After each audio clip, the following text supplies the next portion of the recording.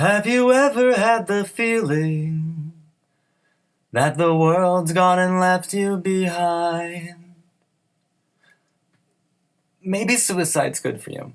It all depends on the hole you're in. When your mind's made up, it's the only way out.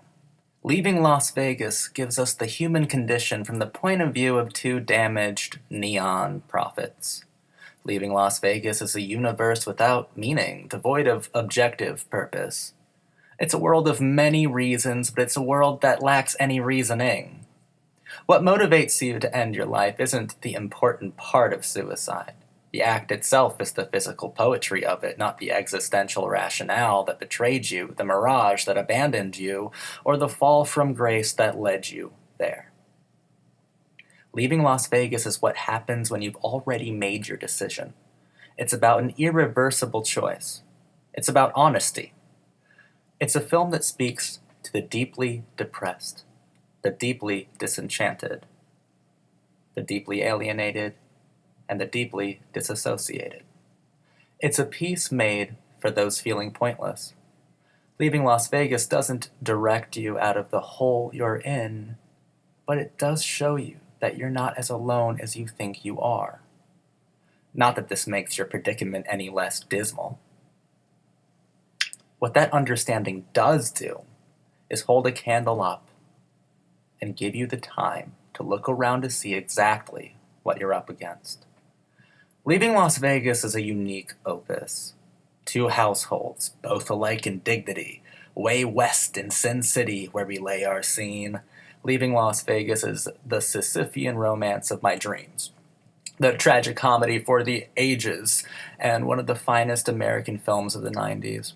It's about a drunk and a hooker, a pair of doomed, lonely souls exploring the most desolate, barren pits of humanity in the sleaziest, most notorious city in North America. Ben is the failed prophet, and Sarah is the oracle of pity. Leaving Las Vegas is their story. It's their time. Leaving Las Vegas is about finding a temporary purpose.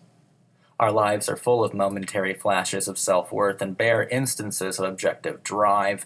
Leaving Las Vegas isn't a film that tells you what you want to hear. It's a film whose only temporary reason for being is to form an intimate connection with you. It wants to whore you out to a certain school of absurdist philosophy. It wants to treat you. It's a lonely film for lonely people. Leaving Las Vegas, I think it's one of the greatest things on earth. I have this film memorized. It might be weird, but I do. It's certainly a morbid film to sing along to, but I can do it nonetheless. Some of my favorite movie lines are here. Ones like, I'm a prickly pear, and you turn me on, ba-rump, you turn me on, ba-rump. You're not too short, you're not too tall, you're not too round, ba-rump. You're like a cat in the hat, or even the immortal, I'm talking to a little brown-nosed gnome with a slingshot. This film wins my heart, by extremely sardonic measures, every time. It's fascinating how art sometimes grows with you, the dynamic being variety of films. There are films that you once loved that offer nothing of value when you revisit them.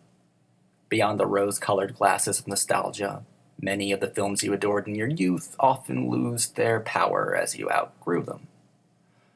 This isn't the case with Leaving Las Vegas at all. This is a film that changes as you change and matures with you, alongside you. 10 years ago, this was the film that all my friends and I would play drinking games to on school nights. It sounds morbid, but it did the job. It did the trick, surely. It's astonishing. We all lived to tell the tale because the only rule of this drinking game was that you had to take a shot every single time Nicolas Cage did. Needless to say, blackouts were commonplace. Mistakes were made that no rowing could outrun. What Leaving Las Vegas meant to me when I was, 15 to 20, was surely a cautionary tale of sorts, but it was one that my group of friends could mock and half worship, maybe ironically worship, and it turned into something that was unironic in the end. We saw it as a wonderful expression of the absurdity of the world, and specifically one that showcased Nicolas Cage's actual incredible talents. Here and now, at 30 years of age, Leaving Las Vegas means something quite different to me. While it still remains the ultimate American tragicomedy in my eyes, it's expanded within my spirit to transcend my own private depression. Leaving Las Vegas is a film of such startling philosophical authenticity that it soothed something inside of me almost meditatively. My heart is crying, crying. Leaving Las Vegas is a most lyrical film, literally and figuratively. You can immediately tell that the director, Mike Figgis, is a composer of music because the film is structurally rhythmic, experimentally daring, and perfectly sound in a very systemic, hyperliteral, junkyard orchestral kind of way. Figgis's mastery of sound is extraordinary. Symbolism thrives in this surrealist, jumbling, mantra-like pop soundscape, lending Leaving Las Vegas not only a well-defined, anarchic, artistic character, but a philosophically consistent one as well. Leaving Las Vegas is possessed with the most unusual and brilliant overall assembly of sound, images, and fury I think the 90s, American 90s film ever witnessed. There's just got to be a word for this kind of genius. A ridiculously original and structurally daring project that I simply found astounding. Its uniquely distinctive structural composition is so one of a kind that I despair to call it innovative and compelling. Compelling, I mean, it is compelling in a way so relentlessly philosophical that it demands new artistic classification altogether. It kind of renders hyperbole powerless. Leaving Las Vegas is majestic, so much so that it's hard to believe it straight away. What I find truly awe-inspiring is its splendid technical character. It's the absolute individualist film.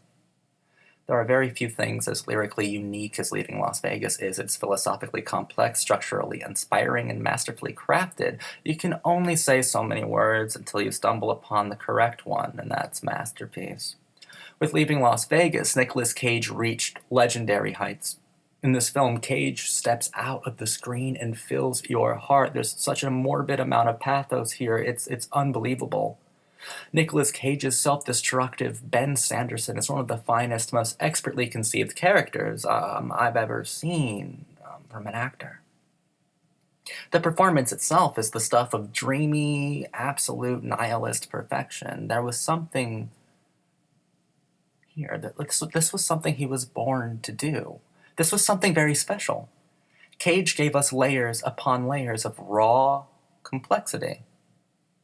He was even nice enough to peel them all back for us. He graciously made all of his complexities visible and allowed the audience the absurd privilege of uniquely divine pathos. Nicolas Cage's performance is one of the best ones of all time. No hyperbole there. Elizabeth Shue, she's never been more impressive. The only thing that can truly be called underrated about Leaving Las Vegas is her nearly flawless work in it. I understand that Cage transcended the screen and that he truly achieved something extraordinary with his role, but Shue did something quite spectacular as well. In a way, she almost had the more difficult part. While Ben Sanderson profusely exuded the deepest pathos imaginable and unimaginable alike, Sarah was naturally a fiercely guarded character in contrast. She expressed herself always with a large degree of emotional secrecy. There was a distinct toughness to her, however tender it might occasionally seem to manifest itself, that separated her from Ben on a philosophical level, and on a human one too. She had been hurt in ways so deep, and Ben has never known such extreme pain as the kind that she's endured, and endures in the film itself. While Ben was impossible not to feel for, Sarah was a woman who didn't like to be touched in that way by an audience. You understand? It's kind of like a postmodern kind of pathos we're aiming for now. Elizabeth Shue perfectly embodied the saddest loneliness the screen has ever known. The loneliness of the inescapable kind, the irreversible kind, and the impossibly incurable kind. The loneliness that even through tropes and through archetypal qualities and characteristics, she does not want to be known by the audience. Yet, she's undeniably visceral. She's an undeniably visceral character, even for all of her guardedness. We see her in absolutely the torturous and extremely intense moments. And Julian Sands, who briefly appears as her pimp, was also quite exceptional in the film. I love Julian Sands personally. To me, he's up there with Jeremy Irons. I wouldn't be surprised if good old Jeremy stole most of Julian Sands' roles, all of ones he could have done, because they're very similar.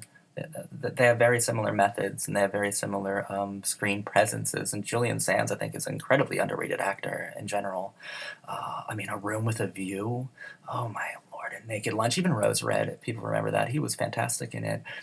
It was a supporting role that he expanded into a very touching glimpse of paranoia and shame. Leaving Las Vegas is all around a supremely acted film. It gave us three actors at the top of their game, at the peak of their dignity, and supplied them with the roles they were born to play. Leaving Las Vegas is a film of great power and philosophical depth.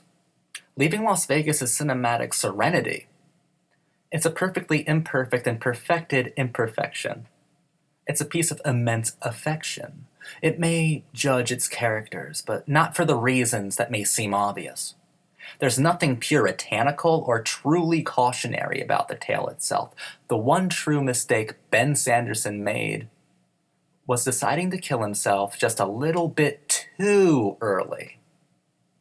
The one true mistake Sarah made was not going with him. Leaving Las Vegas is the tragic comedy that saved my life, but ultimately failed to preserve theirs. I'm not going to try to pretend that it's not a peculiar film. It certainly is, and there will be many people who won't be able to get past the many peculiarities of its direction. Maybe Leaving Las Vegas is a masterpiece exclusively in the hearts of the damaged, for in our starving eyes, Leaving Las Vegas isn't a peculiar film at all. No, we see it in all its absurd honesty, integrity, irony, and aching romance. We view it as the ultimate truth at the farthest end of the human condition. On the fringes of self-destruction, those who truly understand the worth of Leaving Las Vegas also understand the saddest, miserable truth about life itself. We all want to leave everything behind, and some are more desperately inclined to do so than others. It's just that maybe some of us would find it better to wait it out a little longer. You never know what could come around the bend. You might miss out on an actual chance to feel alive. Leaving Las Vegas is a masterwork of the highest philosophical order. Ironically and tragically, it lives on forever in my lonely, lonely heart. Lonely teardrops. Pop, pop, pop, pop, pop. I really do love this movie. I think it's phenomenal. Never seen anything quite like it. It's ultimately and lovingly in a league of its own. And yeesh, I've struggled with addiction with some pretty nasty substances. I've lost friends to substance abuse. This film really makes me remember maybe myself at my most miserable, but I've known a lot of miserable people as well. But there was love in everyone. And they all deserved that epic romance, that epic love story. They all deserved that cinematic romance. Leaving Las Vegas gives cinematic romance to the most self-destructive misfits on the planet. How much more American and special and masterful can you get than that?